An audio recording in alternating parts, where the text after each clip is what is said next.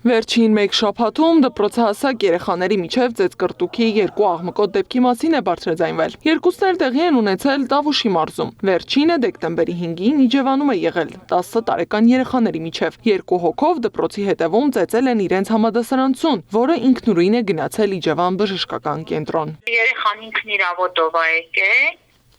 Մի տղամարդ էս հիվանդանոցի դիմացից ասեց, էս հետը ներս մտավ, ասեց երեխեն այս վիճակում է, եկավ լացած, մի քիչ այդ շրթունքի վրա պատրված տեղ կար, շորերը թաց, ասինք ինչ ա եղել ապերջան, ասեց ընկել եմ։ Երեխայի մայրը որդուն նման վիճակում հիվանդանոցում է տեսել, ասում է հոգեբանի չեն դիմել։ Նման դեպքերում մանկական հոգեբանը խորհուրդ է տալիս, որ բռնության ենթարկված դեռահասը գոնե իր կողքին ունենա մեծահասակ, որին լիովին կարող է վստահել։ Շատ կարևոր է, որ այս երեխաները կարողանան բարձրաձայնել եւ ել ավելի կարևոր է թե ում մոտ են բարձրաձայնում, այսինքն այն միջավայրում, որ երեխան վստահ լինի, որ լսում են, կարևորում են եւ կփորձեն իրեն աջակցել, օգնել այդ իրավիճակից դուրս գալ, որովհետեւ ցավոք լինում են երեխաներ, ովքեր բարձրաձայնում են ոչ այնքան էլ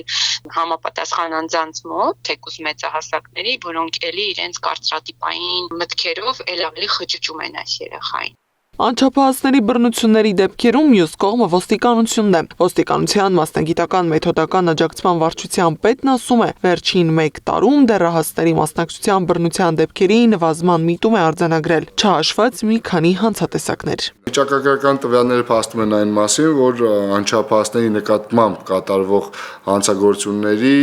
աճ է գրանցվում, աճի տենդենց է գրանցվում ֆիզիկական ներգործության հանցատեսակում, մասնավորապես 25 թվականի 10 ամսում արձանագրվել է անչափահասի նկատմամբ ֆիզիկական ներգործության 170 դեպք, մինչդեռ 2024 թվականի 12 ամսվա տվյալներով ֆիզիկական ներգործության 168 դեպք է արձանագրվել։ Անչափահասների կողմից այս տարվա 10 ամիսների ընթացքում գրանցվել է 69 ֆիզիկական ներգործության, 132 մարմնական վնասվածք հասցնելու դեպք։ Վարչության պետի խոսքով, չնայած վերջին աղմկահարույց դեպքերը տեղի են ունեցել Տավուշում, այդուհանդերձ այն ամենախնդրահարույց մարզերից չէ այս առումով։ Երևանից հետո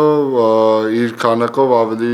ամենաշատը հաջորդում է հիմնականում Լոռի, Շիրակ եւ այս արտականությամբ։ Հանցանք կատարած անչափահասները համապատասխան տարիքի հասնելուց հետո ենթարկվում են քրեական օրենսգրքում ամրագրված անչափահասների նկատմամբ նշանակվող պատժի տեսակները հոդվածով սահմանված պատասխանատվությանը։ Անչափահասների նկատմամբ նշանակվող պատժի տեսակներն են՝ տուգանքը, հանրային աշխատանքները, որոշակի գործունեությամբ զբաղվելու իրավունքից զրկելը, ազատության սահմանափակումը, կարճաժամկետ ազատազրկումը։ Վերջին տարբերակը կիրառվում է միայն բացառիկ դեպքերում։ Ոստիկանությունը շեշտը դնում է իրավախախտումները կանխարգելելու գործընթացի վրա, աշխատելով երեխայի ծնողների օրինական ներկայացուցիչների շահագրգիռ կողմերի հետ։